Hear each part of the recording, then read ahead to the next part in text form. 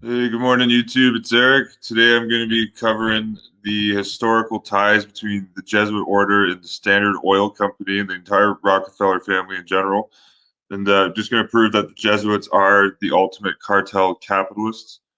And we've seen recently that they're playing the opposite side of the Hegelian dialectic agenda. The Jesuits have come out in their American magazine in 2019 and have advocated for communism. They wrote an article titled "The Catholic Cause for Communism," and the Jesuits World Economic Forum is now openly advocating for communism or Marxism. And I have the video on my channel of Catholic priest Philip Larrey saying that Klaus Schwab is, quote, often at the Vatican. He's often at the Vatican, Klaus Schwab. Puppet master of the quote unquote Great Reset. He wrote his book, COVID-19, The Great Reset. And according to Catholic priest Philip Larrey, Klaus Schwab again is often at the Vatican, and you wonder why Pope Francis is a delegate at the World Economic Forum. Huh.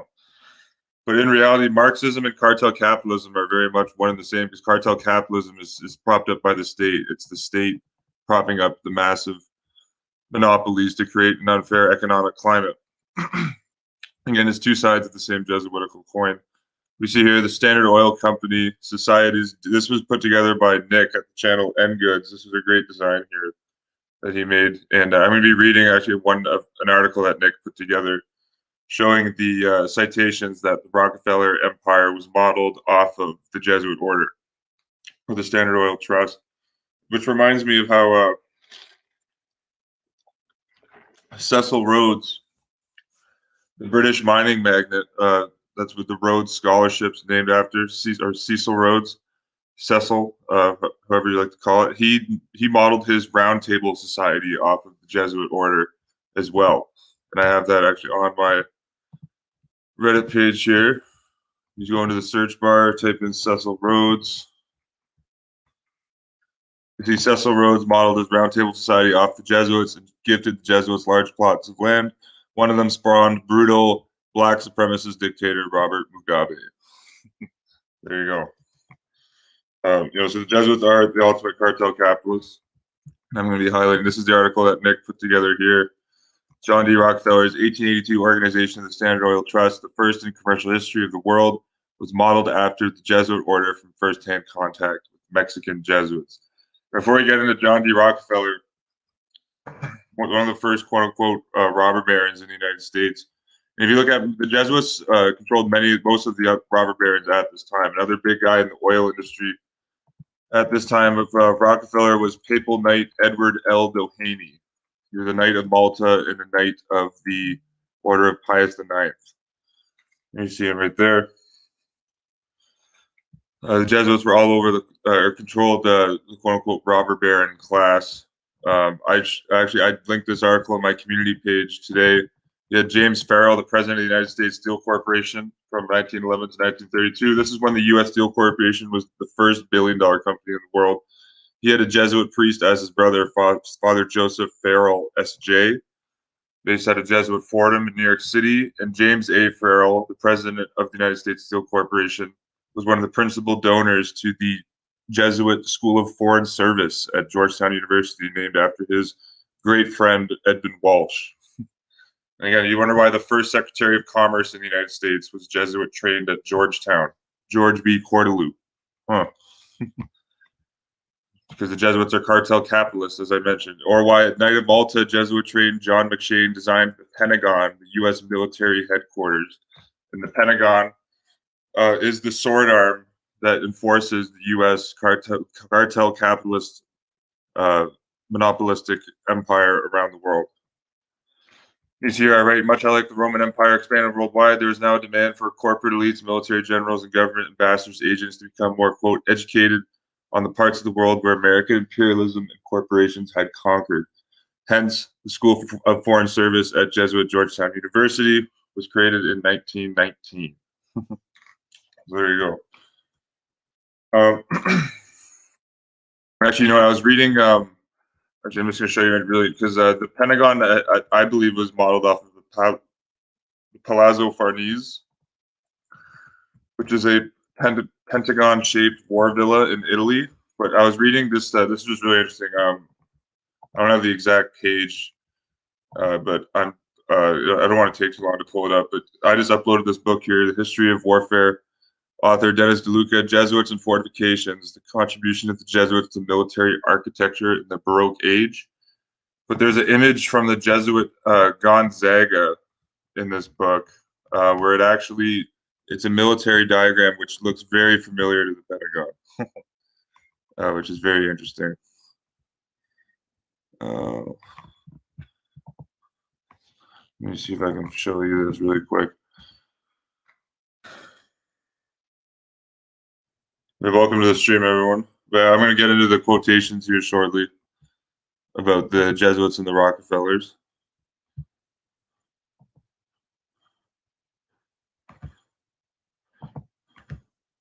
So let's see if I can find this quote here. But it's in this book. I'm not making it up. I was reading this book earlier this week. I uploaded it to my archive.org. There's a photo which looks exactly to the U.S. Pentagon, which was designed by a Jesuit in the 1600s. Oh, here it is here. Huh. Odd, eh? This is from the Jesuit Gonzaga's book. This is a military architecture book called the Traitorio de Arquitectura, reproduced with kind permission of the Biblioteca de Ajuda in Lisbon, Portugal. Look at that. Huh. Looks eerily familiar to the U.S. Pentagon, doesn't it? Again, so what we're seeing in the U.S. today has been coined, I don't know, but economist R.T. Naylor has coined Pentagon capitalism, which runs the U.S. economy. Here it's coming straight from the Jesuits. You had Knight of Malta, John McShane designed the Pentagon, who was Jesuit trained. So, yeah, welcome to the stream, everyone. Today we're going to be going into the history of the Standard Oil Trust and how it's been Jesuit, or was patterned off of the Jesuit order. In today's modern day John D. Rockefeller in America, Jeff Bezos, I was just reading this today from the Jesuits' own American magazine. His father donated $12 million to a Catholic school, and the Jesuits are boasting about this year. To see this was published just 4 days ago. Immigrant father of Amazon founder Jeff Bezos donates $12 million to Catholic school. And Amazon has their headquarters right beside the Jesuit Seattle University, which Amazon donates millions to Jesuit Seattle University. They have hundreds of alumni at the school. You can read openly about the shared programs that they have together. Would you look at that? Miguel Bezos, Cuban immigrant father, Roman Catholic, Cuban immigrant father of Jeff Bezos. And Bezos, I've documented on my website, has donated millions and millions to the Catholic Church as well. So you can see, so historically, the modern day robber barons, it's the exact same as it was over 100 years ago. Nothing new under the sun. But speaking of that, Nick, actually, I'm going to be reading Nick's article. Nick commented on Jeff Bezos' father being a Jesuit in this video here. And I'm just going to play this clip shortly before we get into the quotes. Greatest electronic Guarani Jesuit reduction. That Amazon is the biggest Jesuit Guarani reduction. Because remember, as I said, the World Economic Forum and the Jesuits American magazine now openly advocating for communism now. Communism historically originates in the Jesuit reductions in Paraguay. And even before that, it comes from the Catholic Church, St. Thomas Aquinas, who advocated that the church was to own all the property in society, the church and state. And of course, St. Thomas Aquinas taught it was lawful to murder heretics. And we have a new Catholic school named everyone gets paid in the city I live in right now, London, Ontario. Isn't that nice? But here's Nick. Let's let him speak here for breaking down the relationship with Bezos' dad and the Jesuits. Now Amazon is a digital Jesuit reduction. There's also 2 new Amazon facilities going up in London, Ontario, where I'm at too. So you got all the new schools in the city are Catholic, and you got Amazon opening up new facilities in the city. Very fitting. Amazon, the greatest electronic Guarani Jesuit reduction, where everyone gets paid the same, and you can't even go to the bathroom to take a piss or go to the washroom to go poo, because if you do, you'll get fired and you have nowhere else to go. You're hanging on a line. People piss themselves working at these places. It's a commune. Boycott Amazon. Jeff Bezos' dad was a Jesuit, and we fucking talked about it on the greatest electronic commune, how to escape it. Cerrucci Team Brief. Go look it. And then, unfortunately, Johnny's the Cerrucci channel has been censored by the inquisitorial censors at YouTube. But all of Johnny Cerrucci's videos he has up on Odyssey in library now. So I recommend you guys check out that video about the electronic commune that Nick is referring there. But do you see Jeff Bezos' dad donating $12 million here to the Jesuits? It all lines up. I'm going to be going now here back to this article here. So again, great image there by Nick. You see the Roman fasces on the Standard Oil Company Society's Jesu. So the quote to start off. I reckon people should read this book by Matthew Josephson, written in 1934. It's called The Robber Barons, the Great American Capitalists, 1861 to 1901. This quote here shows how the Standard Oil Trust was very similar to the Roman Catholic Church. But here's where he's talking about William Rockefeller. As a member of the board of directors of the Chicago, Milwaukee, and St. Paul Railroad, William Rockefeller had long ago struck up a warm friendship with James Stillman, president of the National City Bank. The latter stirred at all he learned of the efficiency of the Standard Oil Management, Standard Oil Trust, and of its hierarchic and centralized government, so much like that of the Roman Catholic Church. You see, so much like that of the Roman Catholic Church, modeled his own bank after it. So there you go. That's from the book, The Robber Barons, Great American Capitalist, Matthew Josephson. This is the next book I'm going to be quoting you from. This is from a biography on John D. Rockefeller, written by Silas Hubbard in 1904, called John D. Rockefeller and His Career, in chapter 25, called The Formation of the Standard Trust. This is a shorter excerpt, and then Nick quotes the full excerpt from the book. So I'm going to read both. You see here, John D. Rockefeller in 1882. He framed the great organization known as the Standard Oil Trust. The creation of that trust put the coping stone to his achievements. It gave him a leverage for administration and execution unknown before in the commercial history of the world. Rockefeller had indeed framed a commercial organization similar in many respects to the great organization founded by Ignatius Loyola, the Catholic Order of the Jesuits. There is a strange analogy between the Rockefeller organization and that of the Jesuits. The objects aimed at machinery of both is singularly alike. You see, this is just like Rupert Murdoch said that News Corp and the Jesuits are very similarly alike. John D. Rockefeller is the general. Again, see, John D. Rockefeller is the Jesuit general in the analogy. John D. Rockefeller is the general, the Tsar, the dictator of the Standard Oil Trust. He has his supreme council. They are not called assistants to the general, but trustees. So the Jesuit general has his Jesuit assistants stationed all over the world, and John D. Rockefeller has his trustees stationed all over the world who report with absolute obedience to him as the Jesuits give their general absolute obedience. This is the same reason, as I've showed I've covered on previous videos, that Heinrich Himmler modeled the Nazi SS secret police after the Jesuit order. That same reason of obedience. There you go. That's admitted right here. If you haven't read this quote, everyone should. This is coming from Walter Schellenberg, right there, from his book The Labyrinth, published in 1956. Let's leave that up on the screen for a few seconds.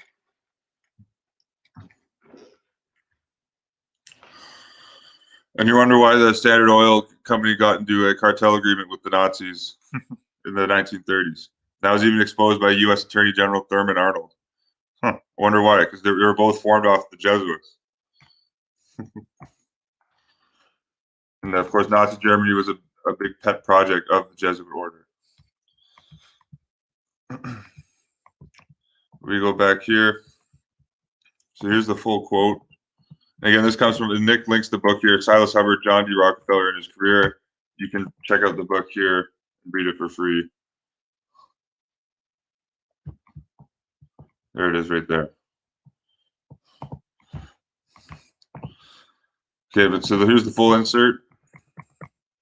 Oil regions were conquered and its people were employees or slaves of Rockefeller. The latter now turned his attention to the further consolidating of the great organization through which he had achieved so much. The multitude of sub-companies that were this time wheels within wheels of the great parent corporation had to be welded the more closely together. In 1882, he formed the famous Standard Oil Trust. It had a capital of $70 million, and it had as managers 9 trustees. These 9 trustees held the title to all the property owned or controlled by the trust. Each state had its own Standard Oil company, but the central trust managed everything, received all earnings, and paid out dividends to those who held trust certificates.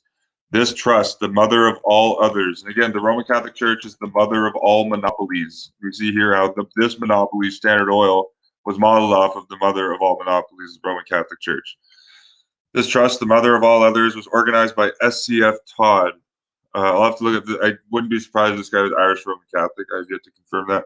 But this mother of all was organized by FCF Todd. It was an elaborate but excellent piece of machinery that enabled John D. Rockefeller to still further strengthen his position, aggrandize his power, and achieve greater conquest than had yet fallen to his lot.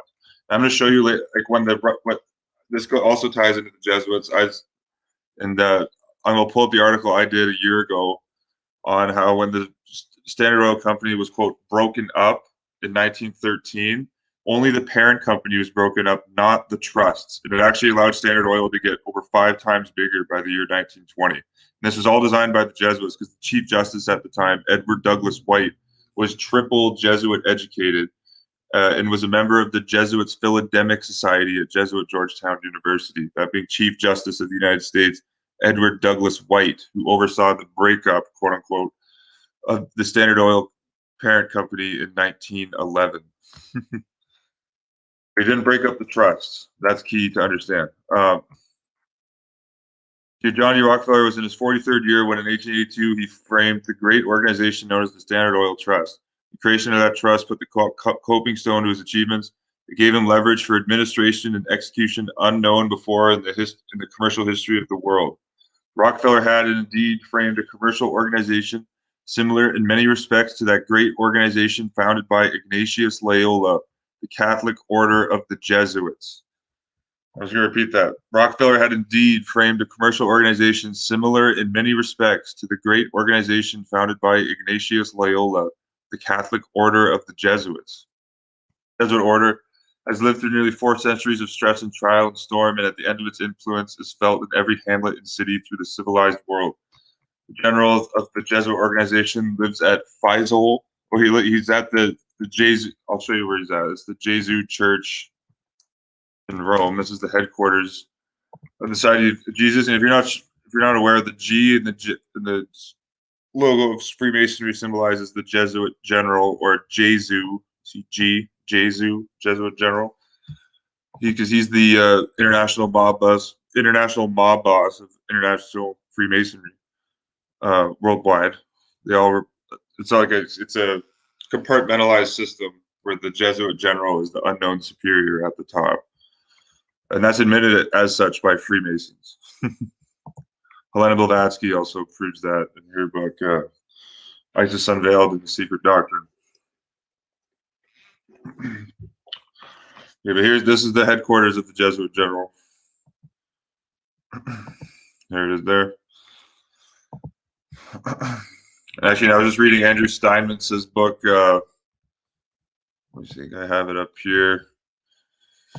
I just put this up on my archive.org account, but he quotes the Jesuit general Michelangelo Tamburini, where he says, from this room, his palace at the Jesuit Church in Rome, from this room I control from Paris to China to the Americas without no man knowing how I do it.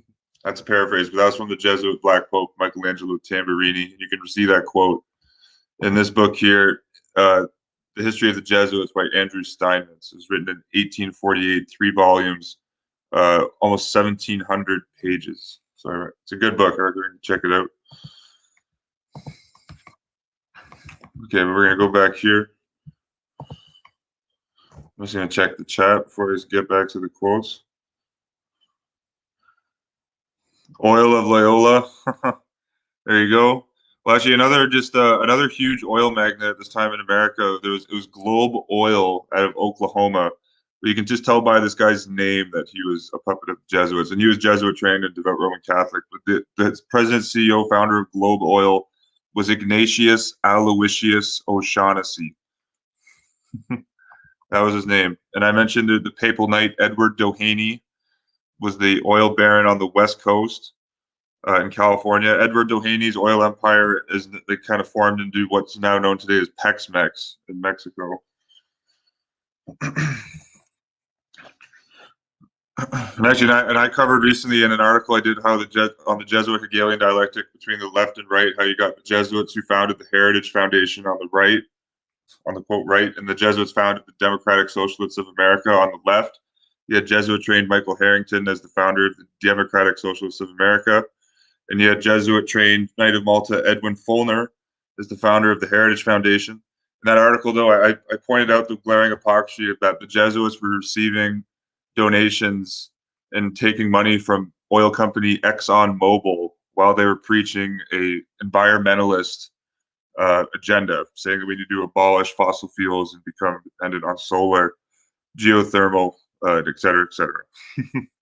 Just Jesuitism 101. Speaking of both sides of their mouth, being all things to all men.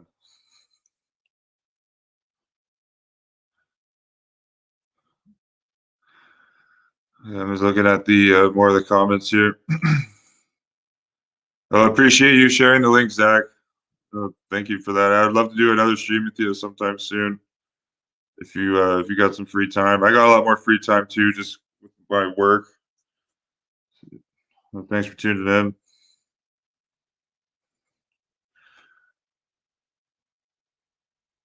Oh, and interesting, Bodhi and Gematria are both standard oil and Jesuit orders, some to 72. Oh, very interesting. I appreciate you guys tuning in and leaving insightful comments in the chat. It's good for people who are watching the stream afterwards. They can pull up the live chat and they can see all of the discourse that's being added to what I have to say. Appreciate you guys. You see here, so with him, the general, dwell a dozen lieutenants who are called assistants.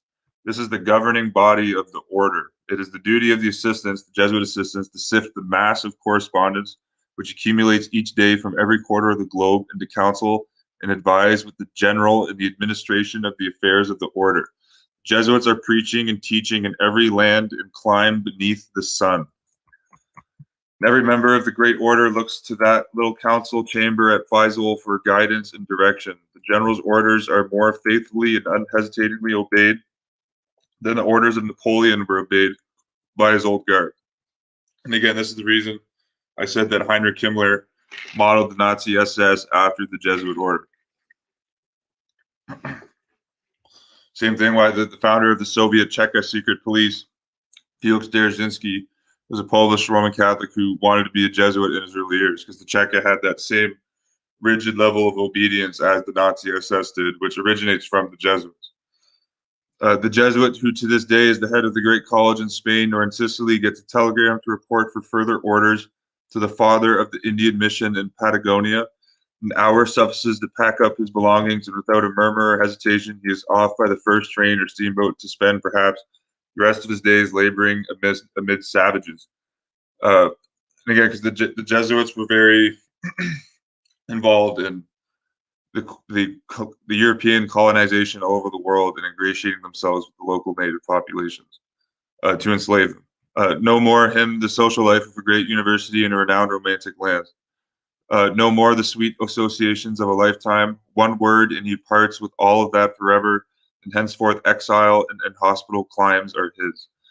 There are probably, and this book here, written by Silas Hubbard, the biography on Rockefeller, was written back in 1904. There are probably 25,000 Jesuits scattered over the surface of the globe. Every one of them is ready at moment's notice to go to any spot upon the earth to which the general bids him hasten.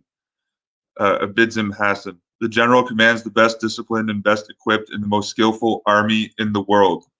I repeat, that general, the Jesuit general, the Black Pope, commands the best disciplined and the best equipped and the most skillful army in the world.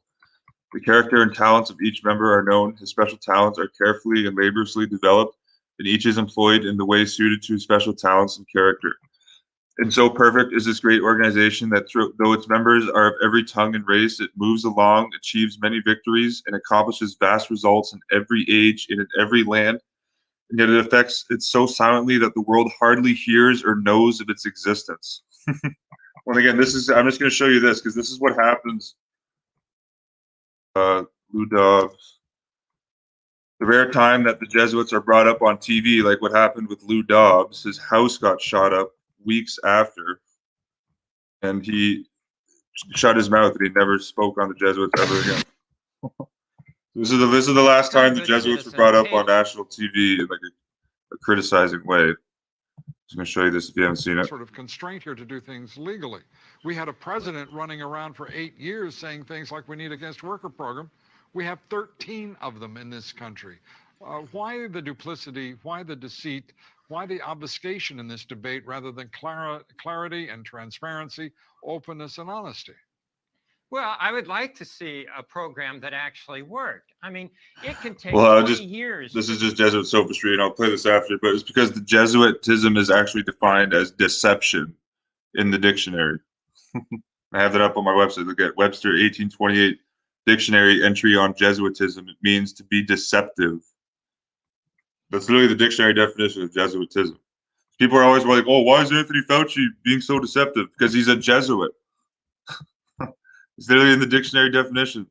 And look at this. I haven't seen this photo here. Look what Anthony Fauci got, the Ad Majorem Del Gloriam Award from the Jesuits with his Jesuitist wife, Michelle Grady, who's in charge of the human trials section at the NIH.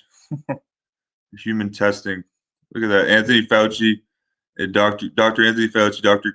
Christine Grady, USA Province of the Society of Jesus, the 2021 Ad Majorem Del Gloriam Award. People, I wonder what. So people are always like, "Oh, why is Fauci deceptive?" Because he's a Jesuit. It's that simple. Their dictionary defined as being deceptive. But you can see that the fact that Fauci's connections with the Jesuits are over the top. I literally have 3 videos of him alone on my channel boasting about how great the Jesuits are. But the fact that that's not common knowledge gives credence to the Jesuit influence in power and control over mass media today. Look at that. People call me a conspiracy theorist to say that the Jesuits are controlling things. It's quite amusing.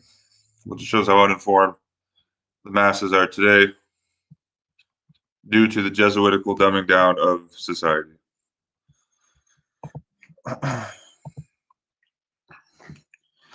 Okay, but we're going to keep going through here.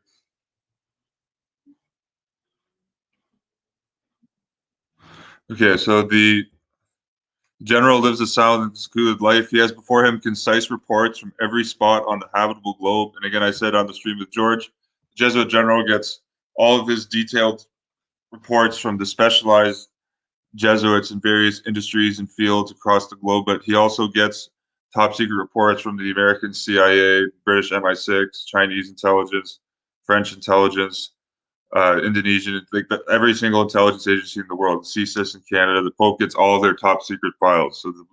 And the Jesuit general. So the Jesuit general is the most informed man in the world on what is going on.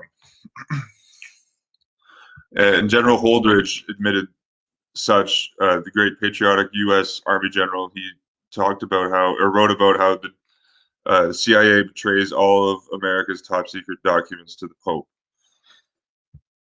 You see, the Jesuit general, knows intimately the moral, social, religious, and political condition of every race and tribe and people upon the earth. I'm just going to read that again. He knows the intimate moral, social, religious, and political condition of every race and tribe and people upon the earth. His assistants are equally well informed. They have all been chosen to aid him because of their superior learning, knowledge, talent, and virtue. There is no council chamber in the world where so much wisdom, sense, judgment, and enlightenment prevail as in the council chamber of the Jesuit general. In every country and every province of the earth, there is a no smaller council and a provincial superior. That subordinate provincial body is in constant touch with the general at Faisal and governs each province so as to meet with the approval of the supreme head. There is a strange analogy between the Rockefeller organization and that of the Jesuits. The objects aimed at are, indeed, far different, but the machinery of both is singularly alike. You see, John D. Rockefeller is the general. He's the Jesuit general, the Black Pope. The Tsar, the dictator of the Standard Oil Trust. He has his supreme council. They are not called assistants to the general, but trustees.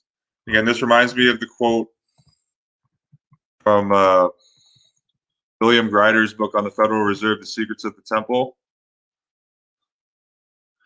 where he compares the Federal Reserve to the Catholic Church. I'm just going to show you that so you can see it here.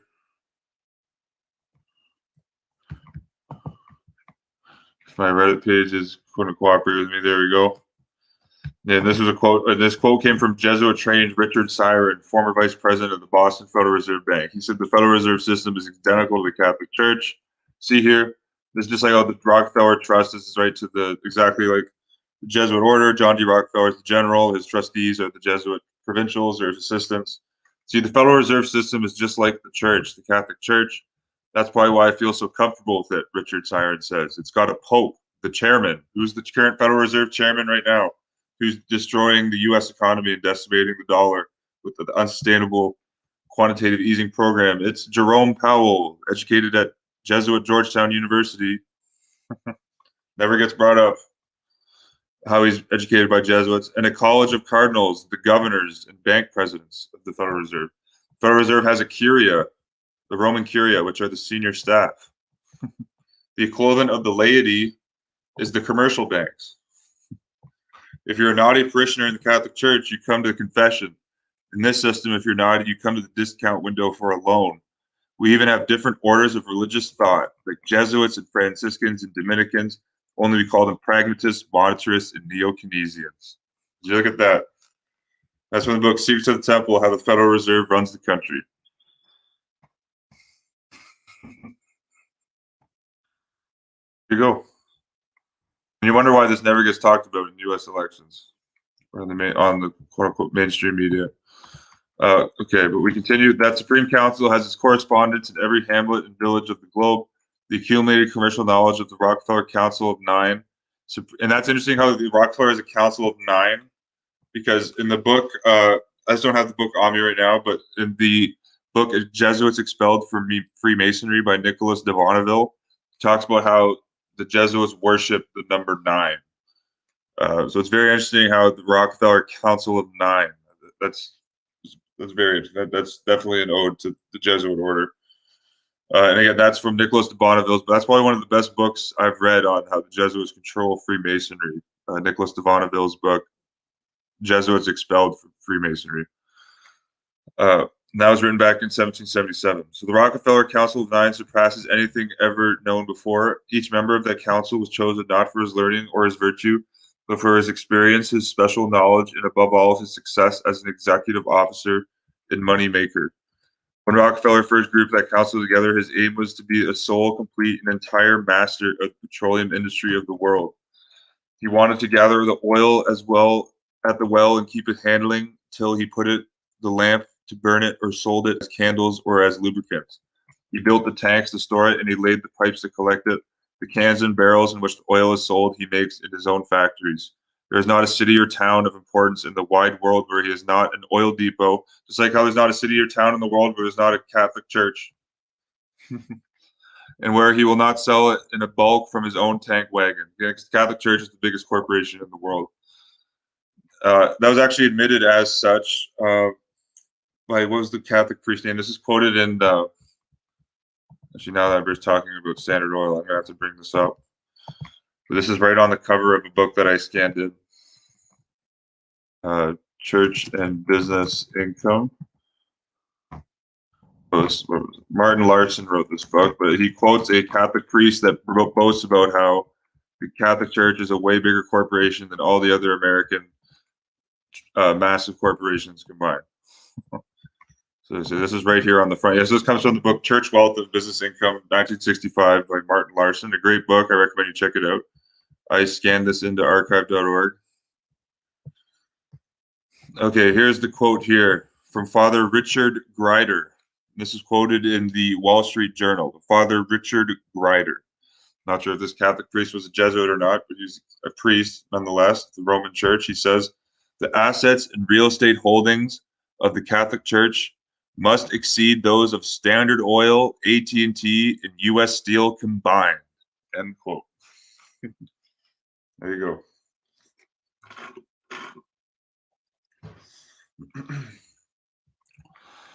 I read this article here to see how controlled the United States Steel Corporation was by the Jesuit order. And today, the world's biggest steel company, ArcelorMittal, has the CEO chairman of that, Lakashi Mittal, was educated by the Jesuits at St. Xavier College, Calcutta, in India. The Jesuits are running the steel industry today. They've gradually deindustrialized the U.S. and moved all of the steel production to Asia. That's what the Jesuits have done. Okay. We see here when Rockefeller went into the oil business in 1865, barrels used to cost 4 cents for each gallon of capacity. 42, and again, just before I go into, people should watch the Fletcher Prouty video where he talks about how John D. Rockefeller went to the Geneva Convention in 1892 and lobbied a group of scientists to classify oil as an organic material to make it a, quote, a fossil fuel, when in reality oil self-regenerates from the earth, and it was just a massive cartel capitalist racket to make trillions of dollars. The idea that oil is scarce. They've been fear-porning about how we've been going to run out of oil since the 1940s. Anthony Sutton, the great economist, wrote a book in the 70s called The Energy Crisis, where he talks about that Jesuitical fear-porning of how we're going to run out of oil, so their cartel capitalist oil companies can continue to make trillions and gazillions of dollars. Rockefeller has his own barrels built, and they cost 21 cents per gallon capacity. He now saves over 60 cents on each barrel. How fitting. Before the seaboard pipelines were built, barrels were of vast importance in the trade. The Standard manufactured 4 million barrels a year, more or less. The saving effected by making its own barrels, therefore, meant millions to its treasury. In like manner, the 5-gallon tin can so necessarily to the foreign trade. In like manner, the 5-gallon tin can so necessary to the foreign trade is made by the Standard itself. The tin plate is bought in Wales. In 1901, Rockefeller imported $1 million worth of tin. This tin plate is turned into 5-gallon tin cans at the Standard's Long Island factory. The machinery works for making these cans is so perfect that 3 men turn out 24,000 cans in a day. No sooner are the cans made than they are filled, automatically sealed, and put on board ship. No duty is charged on the tin plate brought from Wales by Rockefeller and used by him for cans to sell his oil to foreigners. Rockefeller's agents in Congress,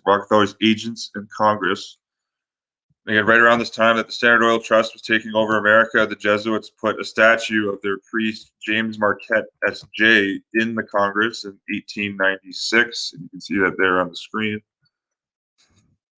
There's also a Jesuit, Eusebio Kino, who discovered modern cattle herding. Essentially, the father of the modern beef industry is a Jesuit priest, Eusebio Kino, and he is also in the U.S. Capitol in statue form. He went in 1965 after the Jesuit puppet Lyndon Johnson passed the Elementary and Secondary Education Act, giving billions of federal taxpayer dollars to the Catholic Church. A huge reason why Kennedy was assassinated. He didn't want to pass that bill. There's the Jesuit priest, Father Marquette. He went in right when the Rockefeller Empire was taking over the U.S., and he discovered the Mississippi River. And you can see that right there. Again, the Jesuits have their footprints all over American history, all over world history. The Jesuits were the first explorers to come into Canada, some of the very first, after the French Roman Catholics, like Jacques Cartier. Cartier was sailing on behalf of the Pope, much like how, because again, Pope Alexander in his bull Inter Carrera gave the whole quote-unquote new world over to the Catholic Church. Like he claimed ownership of the entire North and South American continents. So all of these explorers were sailing on behalf of the Pope. And like Christopher Columbus was referred to as a son of the Catholic Church. And that's why Columbus Day in America is a celebration of Catholicism in America. See, it all kind of comes together. You see, Rockefeller's agents in Congress had a special tariff frame so Rockefeller could buy his tin in Wales, manufacture it here, and make a profit out of the foreigner on that very tin without being compelled to pay duty to the American government. And the economy exercised in the manufacture of barrels and tin cans was apparent in every branch of the business. Vast numbers of small refineries were abandoned. He had forced their owners to sell for a pittance, and when he got them, he had everything of any value taken out and then abandoned. His great scheme was to manufacture at points most suitable for shipment. He established refining works at Whitting, Indiana, and around these works, a city has been built. From that point, almost the whole Mississippi Valley is supplied. For the foreign trade, the crude oil is sent in pipelines to the seaboard and manufactured there. There is no money in the crude oil trade for the railroads now. The pipeline does all that business. The great trunk line managers fought for that trade like tigers less than a generation ago. They committed wholesale crime and wrong to secure the crude oil traffic then. They thought their respective railroads could not live without a share of the oil traffic, but their traffic vanished as quickly as it came. And while it lasted, Rockefeller used the rivalry and greed of the railroad magnates to crush oil competitors and to make the railroads his subservient tools. End quote. And this comes from a biography on Rockefeller from Silas Hubbard, written in 1904, called John D. Rockefeller and His Career. And you can read that book there. Here's another quote here highlighting how the Standard Oil Trust was operating and made connection with the Catholic Church down in Mexico. This comes from Alan Nevis's book, John D. Rockefeller, The Heroic Age of American Enterprise, page 664, 665. Rockefeller and his associates resolved to go into the field themselves. First, however, beginning in 1879, they sent quick-witted men abroad to study the situation. These reconnaissances threw a brilliant searchlight upon many obstacles, tariff barriers, taxes, red tape, and popular prejudices. As opportunity offered, the Standard Company prepared the ground by purchasing wharves, warehouses, tankage facilities, and distributing stations. On the wake of experience of A.P. Coombe in Mexico, that's a Standard Oil official, he was sent either by the Walters Pierce branch of the Standard to help find a sale for its products. His task presented many vexations, for the oil was imported in cases, and most of it was taken from the railheads inland on burroback or muleback. Worn out by his labors, he presentedly stole a short vacation in Paluba. As he sat one sunny morning opposite the cathedral, the Catholic Cathedral, and this is Standard Oil official A.P. Coombe. Watching the colorful scene, his attention was arrested by a procession of donkeys wending their way up the square from the neighboring country. Each bore a heavy burden roped to his back. Juan, quote, demanded Coombe of his Mexican servant, quote, what do all those donkeys have lashed to their backs, end quote. And then his servant responded, quote, that, senor, answered Juan, quote, is a herd of donkeys bringing down beeswax from the farms in the hills. The farmers sell it to the priests, the Catholic priests. The farmers sell it to the priests make it into candles and sell them to raise revenue. These candles are used in the cathedral and churches and before sacred images in all the houses. Coombe gazed for a moment, lost in a wild surmise. Quote, Juan, he exclaimed, excitingly slapping his servant's back, quote, here's where the business of selling paraffin in Mexico gets a flying start, end quote. So there you go. So this is showing how the Standard Oil official A.P. Coombe was inspired by Catholic priests using herds of donkeys to sell beeswax in Mexico to get Standard Oil selling paraffin down there. Amazing.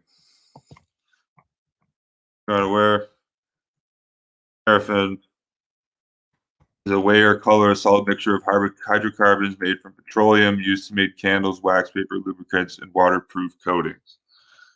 Look at those. So the Standard Oil Company men were inspired by Catholic priests in Mexico to start their cartel capitalist endeavors down there. Very interesting.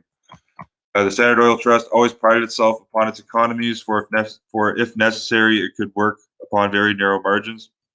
But there was another form which the average man found even more striking.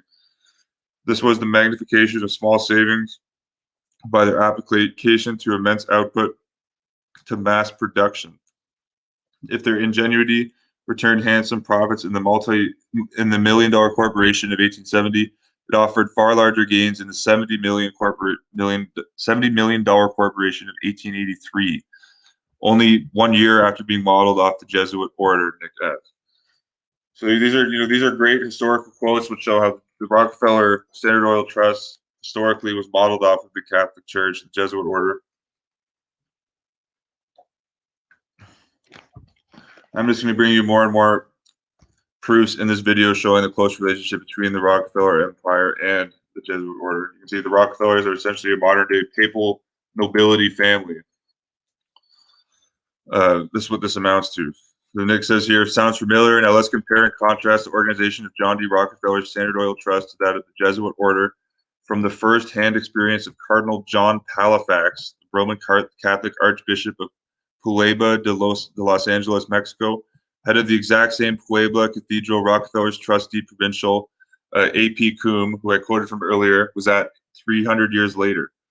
In a written letter from 1647, which was suppressed and censored by the Jesuits' Inquisition's Congregation of the Index for over 125 years until 1773, only after the Jesuits' deliberate orchestrated suppression. And again, that's when the Jesuits created the Illuminati during their quote-unquote suppressed time with Jesuit Jesuit-educated Adam Weishaupt, who taught Roman Catholic canon law. And the Jesuits also created the United States of America at this time, engineered the French Revolution, and brought Napoleon to power. So they were very busy while they were quote-unquote suppressed, all deliberately. They wrote Sun Tzu's book, The Art of War, at this time. That was all Sun Tzuian strategy. Sun Tzu, the Jesuit general, or Jesuit Pierre Amiot, who wrote the fake Sun Tzu book, which in reality was written by Jesuits. Sun Tzu wasn't a general 5,000 years ago. But he says that when you're actually strong, you're going to appear weak. When you're actually strong, you're going to appear weak, which is what the Jesuits did during that brief suppression period from 1773 to 1814. But you see, Palafax reported to the Jesuit-educated and controlled Pope Innocent X concerning the wealth, power, and secrecy of the Jesuit order and the Jesuit-controlled province of New Spain, which included the modern-day territory of California, originally named, quote, California or New Carolina, place of apostolistic works of Society of Jesus at the Super Septentrional America. And, Nick has up on his website, he has documentation how he's talked about how California was a Jesuit province way back in the 1600s. But you see, here's the quote from the Archbishop John Palafax, Cardinal John Palafax, speaking on the wealth of the Jesuits, and he wrote this in 1647. Most Holy Father, speaking to Pope Innocent X, I have found almost all the wealth, all immovables, and all the treasures of this province of America in the hands of the Jesuits, who still possess them. 2 of their colleges of 300,000 sheep, without counting the small flocks, and whilst almost all the cathedral churches and all the orders together have hardly 3 sugar refineries, the Society, the Jesuits, has 6 of the largest. One of these refineries is valued at more than 500,000 thalers, 33 million in 2021, but with the value of 2.16 billion, Nick adds. This single province of the Jesuits, which however only consists of 10 colleges, possesses, as I have just said, 6 of these refineries each, which brings in 100,000 thalers. Nick said adjusted in 2021, $432 million yearly. Besides this, they have cornfields of enormous size. Also, the Jesuits, they have silver mines. And if they continue to increase their power and wealth as they have done up to now, the secular clergy will become their sacrisans and the laymen their stewards, while the other orders will be forced to collect alms at their doors. All this property and all these considerable revenues, which make a sovereign powerful, serve no other purpose than to maintain 10 colleges. This may be added to the extraordinary skill with which they had made the use and increased their superabundant wealth. They, the Jesuits, maintain public warehouses, cattle fairs, butcher stalls, and shops. They send part of their goods by the way of the Philippine Islands to China. They lend out their money for usury. Of course they do. Jesuits are the ultimate cartel capitalists. They lend out their money for usury and thus cause the greatest loss and injury to others. What other order has constitutions which are not allowed to be seen, privileges which it conceals, and secret rules and everything related to the arrangement of the order hidden behind a curtain? The rules of every other order may be seen by all the world. But among the Jesuits, there are even some of the professed who do not know the statutes, privileges, and even the rules of the society, although they are pledged to observe them.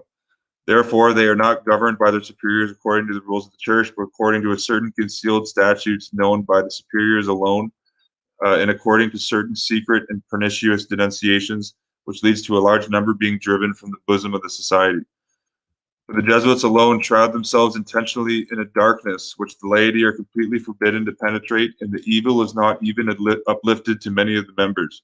There are among them a large number who have taken merely 3 vows, but not the 4th, who are in consequence not at all, or at any rate not properly instructed regarding the true principles, institutions, and liberties of the order.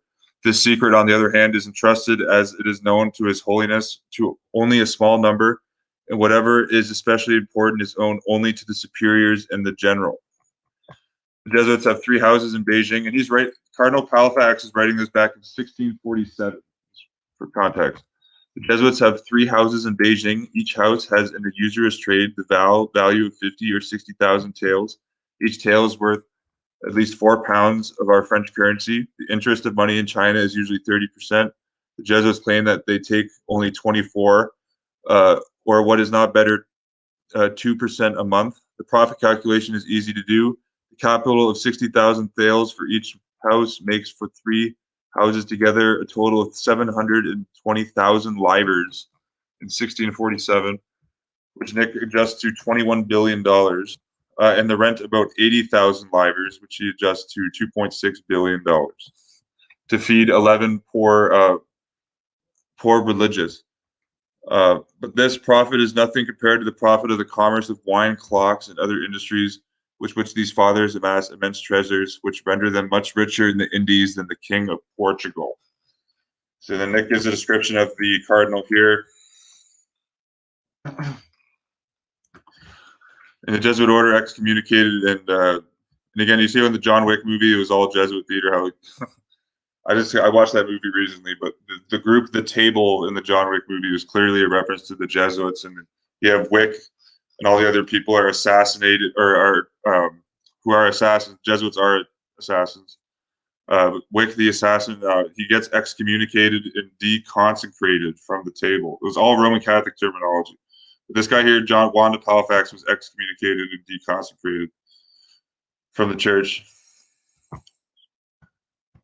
And here Nick sums up your modern day spotlighted celebrity multi-billionaires used as propaganda feeds capitalist scum for the techno-theocratic commune Nazism of the apostolate of public opinion, and your digital Jesuit reduction of Jesuit Pierre de Chardin's SJ's Newsphere. And again, Teilhard de Chardin is the father of the New Age movement, if you're not aware. Well, Nick did a video on him a couple of weeks ago, which I would recommend everyone check out. This guy also took part in one of the biggest scientific frauds ever, the Piltdown Man hoax. Of course, the Jesuit was behind that. They said the Jesuits are defined as deception. Yeah, this guy's huge in the New Age movement. His phenomenon of man is probably the Bible of the New Age, I would say. So there you go. And then Nick here mentions Roberto Busa. He was the Jesuit of IBM. Personally met the CEO of IBM, Thomas Watson, who was knighted by Roman Catholic Hitler with the Order of the German Eagle. Roberto Busa. He was behind the project where IBM lemmatized all of the works of St. Thomas Aquinas. Look at that. You see about his relationship here. Back in 1949, the Jesuit Roberto Busa was meeting with CEO of IBM, Thomas Watson, who I mentioned was personally knighted by Adolf Hitler. IBM technology was used in the concentration camps to monitor the heretics, because again, Nazi Germany was just a modern-day Inquisition. And IBM was also building up the Soviet Union. Much so, they were playing both sides of the Hegelian dialectic, just like the Jesuits, United States Steel Corporation.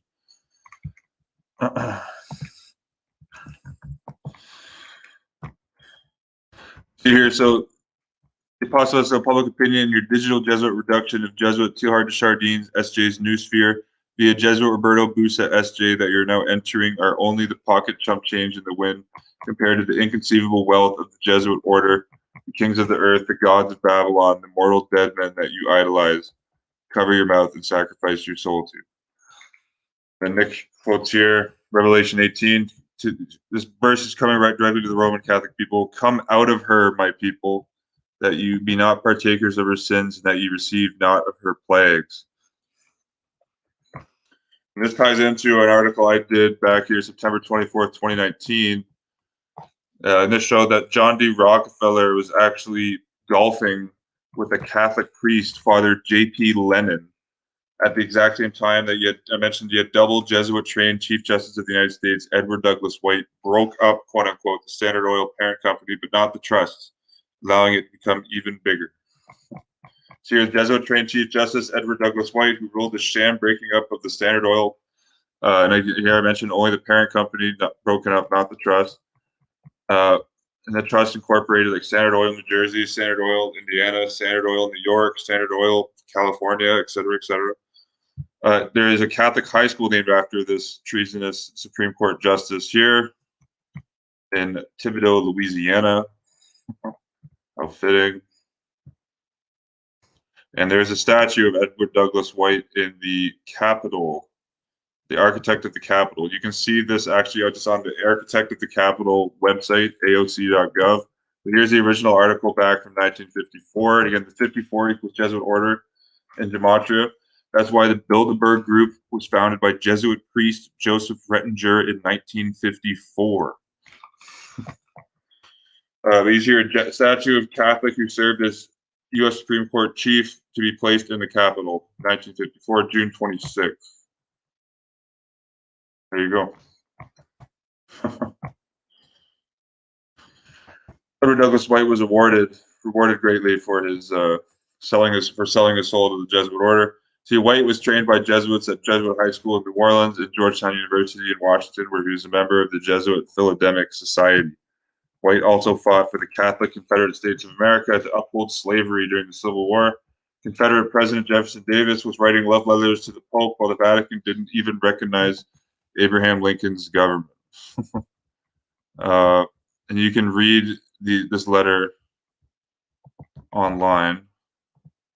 Here's the letter here. Jefferson Davis writing to Pope and the Pope's reply. And the Pope didn't even recognize Lincoln. Lincoln, very interestingly, he was kind of like a rare rebel as a U.S. president. Abraham Lincoln never attended Jesuit Georgetown University ever. Every single president before Lincoln, starting with George Washington, to every president after Lincoln, attended Jesuit Georgetown University, but not Lincoln. So I think that's symbolic that he wasn't a puppet of the Jesuit order. He blamed the Civil War on the Jesuits. There's a long history. Here's Jesuit George Washington, or Jesuit puppet, I should say, U.S. President George Washington. His rules of civility were modeled off of French Jesuits. The book he wrote when he was supposedly 16 years old as a literary phenom. Yeah, right. He's a Jesuit puppet. U.S. President George Washington speaking at Jesuit Georgetown University, August 1787. This was another great find dug up by Nick. Nick's been on fire with the research lately. There it is there. Give it a thumbs up. There is Jesuit George Washington. Roman Catholic United States President and Jesuit puppet George Washington speaking with the Jesuit order at Jesuit Georgetown University. There you go. You see here, two of Washington's grandnephews enrolled at the Jesuit Georgetown. Apparently, while the college knew he was coming, we did not know what time to expect him. And when he arrived, no one was waiting to greet him. He simply tied his horse to the porch and went inside. That's from Lynn Conway at Georgetown University Archives. Nick links the sources there. Now I have the video of George Washington, the letter he gave to the Roman Catholics of America. Yeah, right here. Reprinting a letter from U.S. President George Washington to Roman Catholics in America, March 15th, 1790. This is from the founders.gov website. And this is where George Washington essentially credits Roman Catholics for winning the American Revolution. So I recommend you check that out. Okay, we're going to go just highlight more of the connections with the Supreme Court here and the Jesuits, and with the Rockefeller Trust, which we have shown earlier in this video was modeled off of the Jesuit order. You see here the breakup of Standard Oil led by Jesuit conspirator Edward Douglas White, the same Chief Justice who signed off on the treasonous 1913 Federal Reserve Act, was a complete farce. Ron Chernow, a biographer who recently in 2004 wrote a biography on John D. Rockefeller, even mentions this. It comes from Chernow's book, Titan, The Life of John D. Rockefeller Sr. The book also highlights the close relationship between John D. Rockefeller Sr. and the Catholic priest, Father J.P. Lennon, whom were golfing together when the announcement by lay Jesuit Edward Douglas White was made to, quote, break up Standard Oil. See, cheers. This is from the digital version of the book, Titan, The Life of John D. Rockefeller, page 468. When the end came for Standard Oil, after 41 years of existence, it was swift, sudden, and irrevocable. At 4 p.m. on May 15th, 1911, Chief Justice Edward Douglas White told a sleepy courtroom, quote, I also have to announce the opinion of the court in number 398, the United States against Standard Oil Company, end quote. At once, the room quivered with expectation as senators and congressmen streamed in to hear the verdict. For the next 49 minutes, White read aloud the 20,000-word opinion, speaking in such a low, monotonous voice that the other justices had to lean over and ask him to speak louder. So it was all a puppet show. He was probably ashamed of himself deep down. In his mumbled, momentous words, White upheld the decision to dismantle Standard Oil, which was given 6 months to spin off its subsidiaries, with its officers forbidden from reestablishing the monopoly. Thus ended the longest-running morality play in American business history. Rockefeller reacted with studied nonchalance. Rockefeller reacted with studied nonchalance. He was golfing at Pontico with Father J.P. Lennon from the Tarrytown Catholic Church, when he learned of the decision, and he did not seem particularly perturbed. Yeah, so you see, so this is John D. Rockefeller wasn't tripping at all. He says, "No, it's all going according to plan. I'm going to be even richer." He knew. He says, so this is a quote from John D. Rockefeller. Quote, Father Lennon, he asked, quote, have you some money? The priest said no, then asked why. Quote from John D. Rockefeller, quote, buy Standard Oil, Rockefeller said, which turned out to be sound advice. To his former partners, he had sent a sad, whimsical obituary that began, quote, dear beloved, we must obey the Supreme Court. Our splendid, happy family must scatter. So interestingly, how you can see how John D. Rockefeller he's very two-faced, like his Jesuit masters. Secretly to the Catholic priest, Father J.P. Lennon, he's very excited about this decision. So he's telling to buy Standard Oil. And he's telling his lower minions within the Standard Oil Company that this is we have to obey the Supreme Court, and this is a bad thing here, that our family must scatter. So you can see he's very two-faced.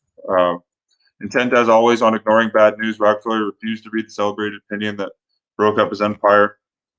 Exactly what one would have expected. The antitrust suit against Standard tested whether the American legal system could cope with the new agglomerations of wealth and curb their excesses.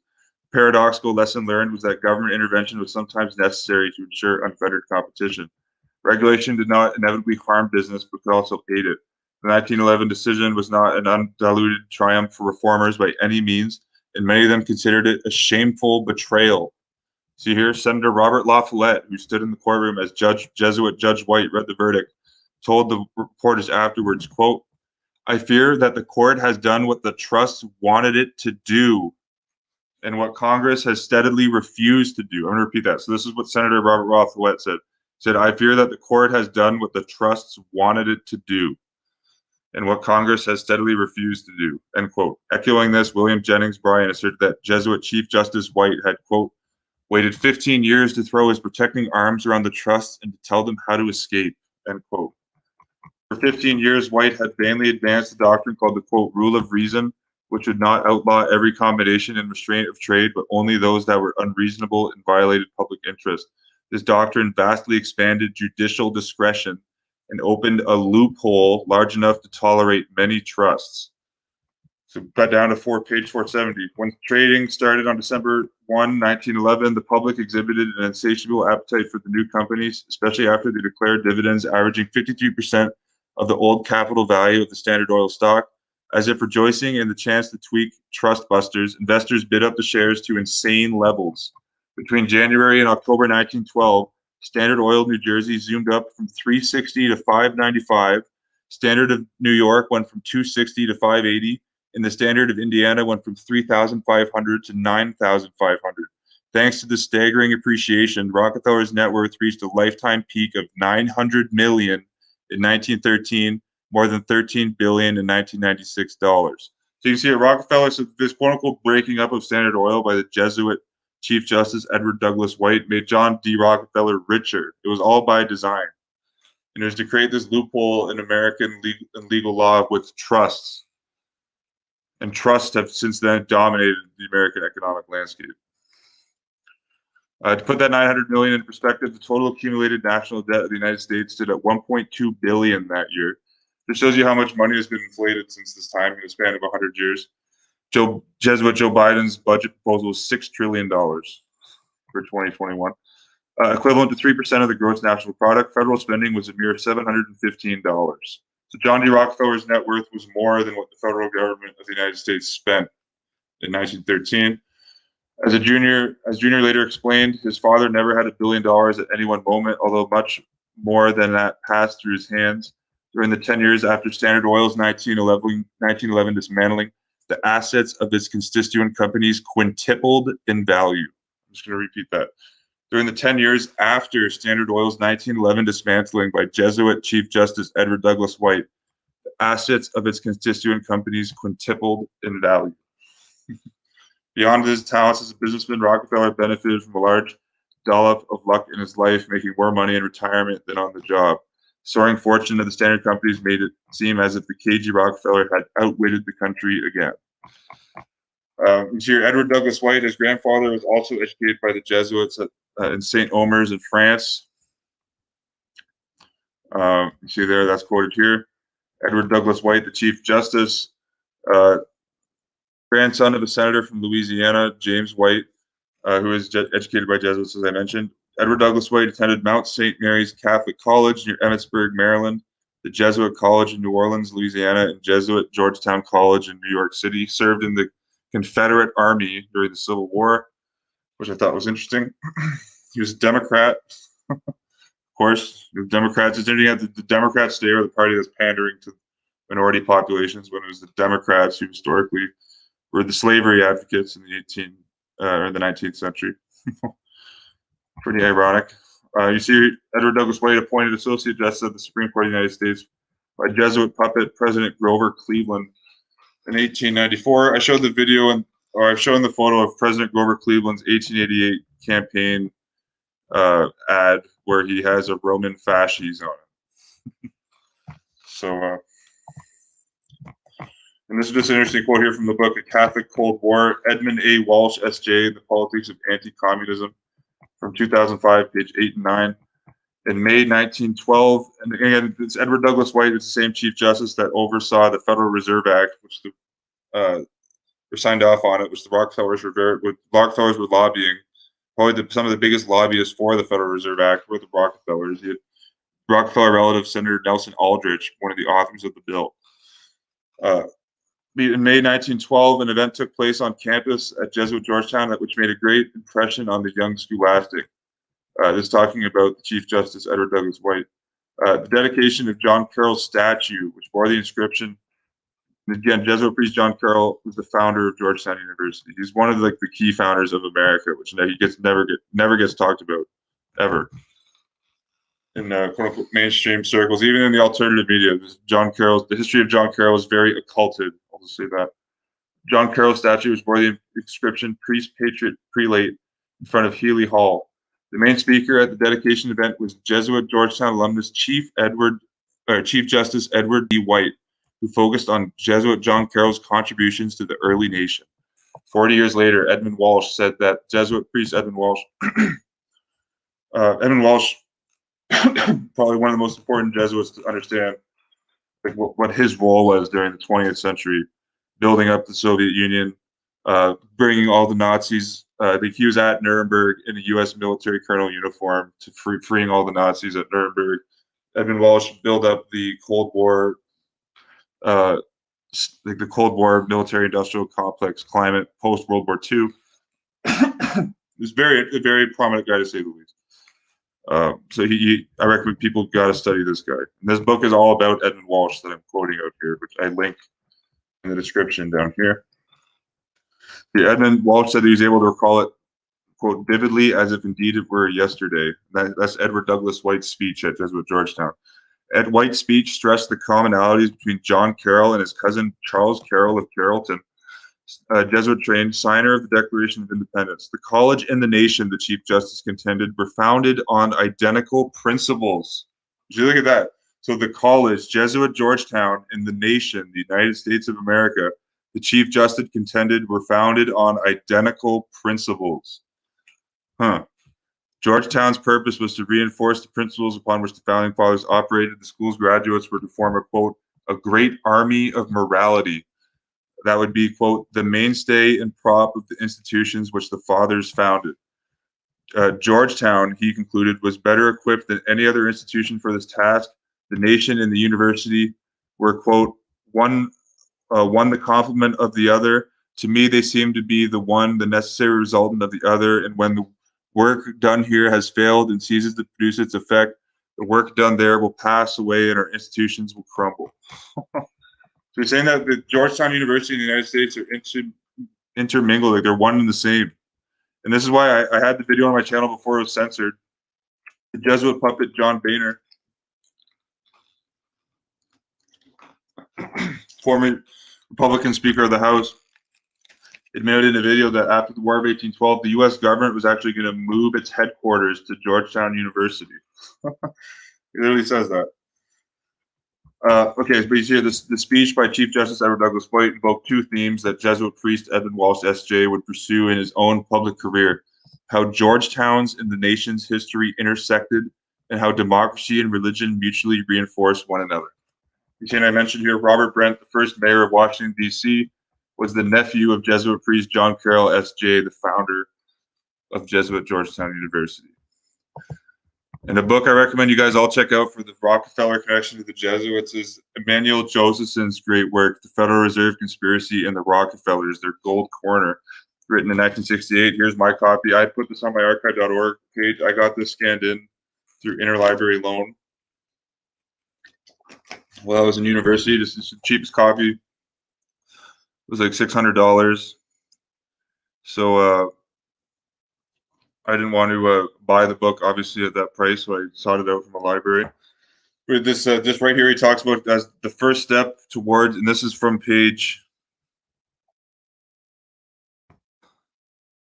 34 of the book. There's lots of connections with the Rockefellers. Like, it was from this book that I initially found that he had Roman Catholic priest, longtime president of Notre Dame University, Theodore Hesburgh, an advisor to like 6 or 7 American presidents. But Theodore Hesburgh was actually the president of the Rockefeller Foundation, Roman Catholic priest Theodore Hesburgh.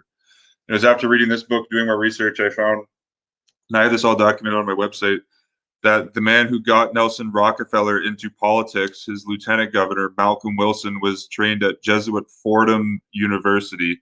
Malcolm Wilson was educated by the Jesuits for over 15 years, and he's actually credited for getting Nelson Rockefeller into politics. And Rockefeller picked Jesuit-trained Malcolm Wilson as his lieutenant governor, and then Malcolm Wilson became the governor of New York State after Nelson Rockefeller left.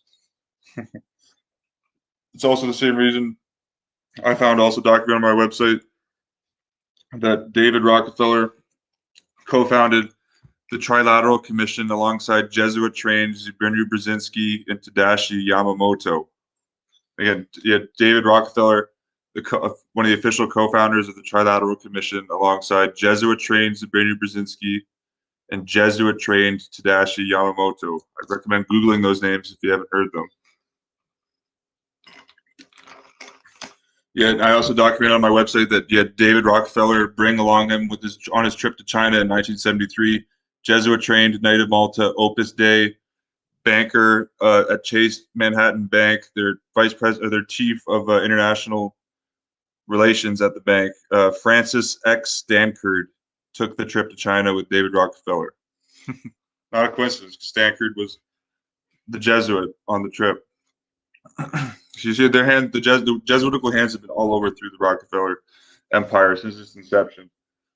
And that's been the theme of this video. But Emmanuel Josephson says here, as the first step towards this conspiratorial goal of totalitarianism, the Rockefellers followed the Weishauptian precepts. And again, Josephson talks about in this book how Weishaupt was a Jesuit.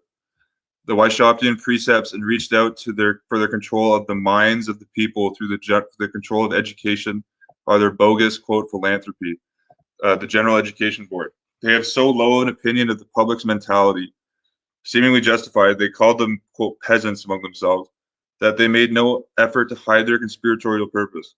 In the Rockefeller Gates Occasional Letter Number 1, issued in 1904, they openly stated that the purpose of their General Education Board was to brainwash the nation. Again, just much like the ancient Inquisition in the Dark Ages, it was the masses were brainwashed with Roman Catholicism. That's where it comes from. They openly stated that the purpose of their General Education Board was to brainwash the nation through education and all media of mass communication into subjection to their dictates. Paraphrasing Jesuit Adam Weishaupt, they wrote, quote, "In our dreams, we have limitless resources, and the people yield themselves with perfect docility to our molding hands.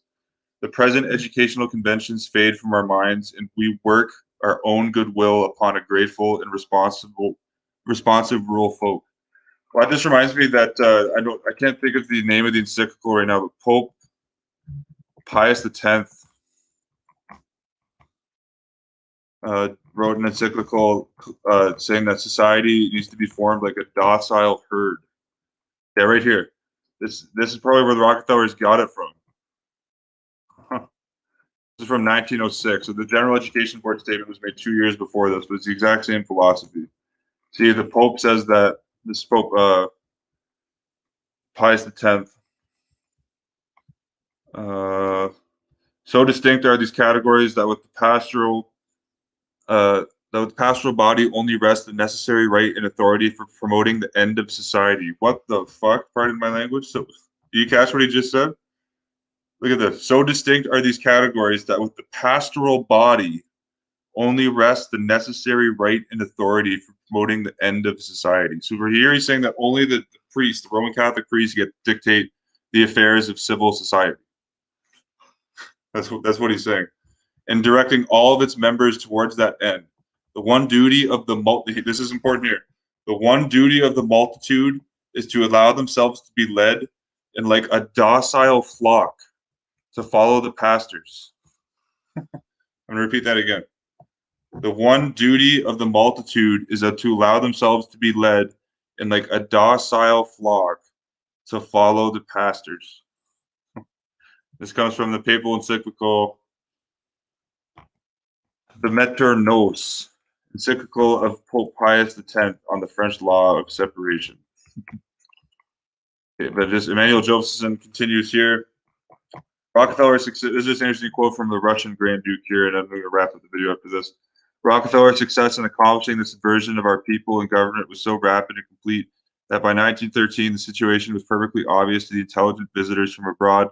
Grand Duke Alexander of Russia visited our country in that year, 1913. After an absence of 20 years, he relates in his autobiography entitled Once a Grand Duke that, quote, on page 242, "The rustic republic of Jefferson was rapidly giving way to the empire of the Rockefellers, but the average mentality of the man on the street had not caught up with the new order of things." End quote. And Emmanuel Josephson brings up the Jesuits quite a bit in his book. You see here, you talk about the Jesuits forged the Protocols of Zion. You mentioned it again. He refers to Adam Weishaupt, the founder of the Illuminati, as a Jesuit. And with the Protocols of Zion, I got a comment in the chat recently of a commenter asking about what the Protocols of Zion mean with all this Jesuit information I'm putting out. And the Jesuits wrote the Protocols of Zion. It's like a mass smokescreen to usher in the Inquisition that would then take place in Germany with Catholic Hitler, in Spain with Catholic Franco, in the Soviet Union with Jesuit Joseph Stalin. If you read the Protocols of Zion,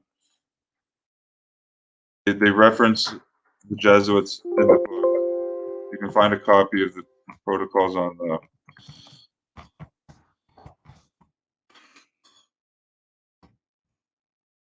in the Protocols of Zion, they say that the Jesuits are like the only group that could compare to us.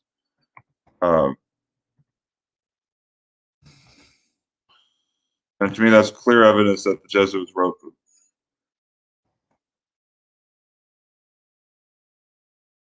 Yeah, you can find this on the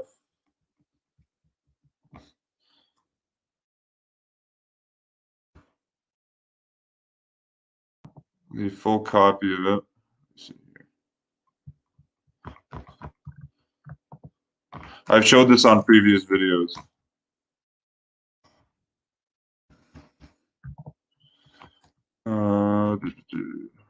And it looks at Leo H. Lehman in his book Behind the Dictators has a whole chapter where he quotes out of the Protocols of Zion.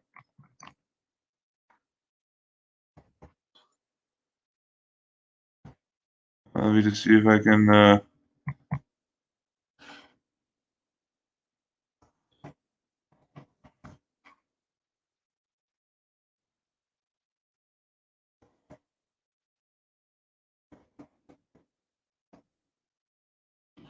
Honestly, they're probably censoring those Protocols of Zion off the internet a lot, just with all the hate laws that are going in now. Jesuit Justin Trudeau actually just passed Bill C-10 and Bill C-36 in Canada, which is some of the most draconian anti-free speech laws on the books at the moment.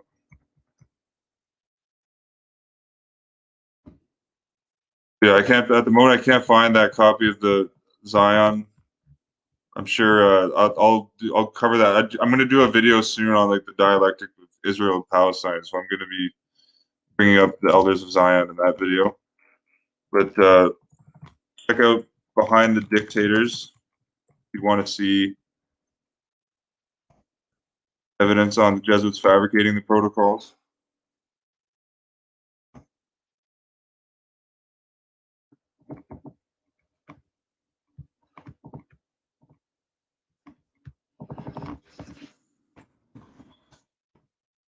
Jeez.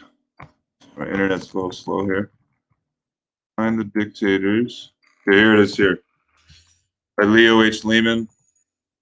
This is a great book written in 1942. Okay, here's the chapter. We have chapter 2, The Jesuits and the Protocols of Zion. So I wanted to show you there just from the straight document, but I couldn't find the particular copy that has it. It's probably been censored through a lot of these other copies of the Protocols of Zion because they're going to want to mask the fact that they praised the Jesuit order in that book. Yeah, and here he talks about it here. You see the context, and this is what the agenda of the protocols. Leo H. Lehman says the context of these alleged protocols are well known enough and have been broadcast by Nazi, fascist, and Roman Catholic agents in every country as authentic reports of secret conferences at which certain Jewish leaders draw up plans for the formation of an invisible world government.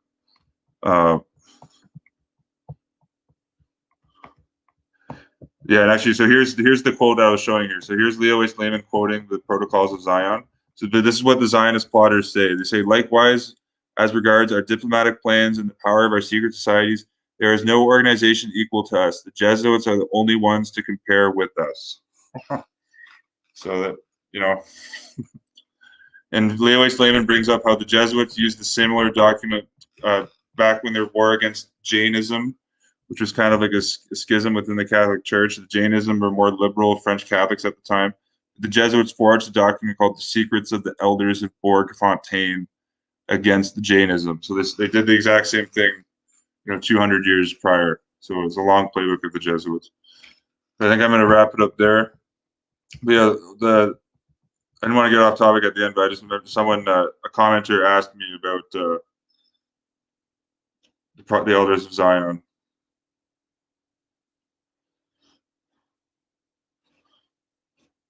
Let me see here. Yeah, Pierre Trudeau, actually, and I have a video of Kathy O'Brien on my channel, MK Ultra survivor. Read Romans 10, where she accuses Kathy O'Brien accuses Pierre Trudeau of being a Jesuit.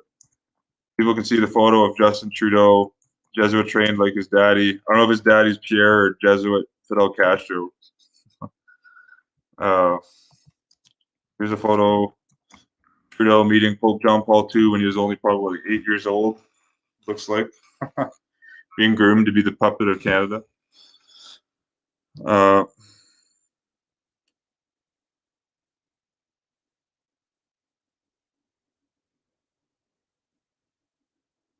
Yeah, thanks for everyone for tuning in today, guys. I appreciate it. I think I'm going to wrap it up here. It looks like Johnny Cerrucci is streaming today. Everyone check out Johnny Cerrucci. He'll be streaming on Twitch. Yeah, it looks like he's streaming on Twitch. I recommend everyone check him out. And I recommend people check out too, just the writer of this article here, N Goods. Check out his channel. He made this great design here, Standard Oil Company, Societas Jesu. But historically, this video proves that the Jesuits have been the ultimate cartel capitalists, since their inception. And the Standard Oil Company, the first commercial trust in the history of the world, was modeled off of, and patterned off of the Jesuit order. I think that's all for this video, guys. Thanks for tuning in. Appreciate all you guys, and I'll see you guys soon.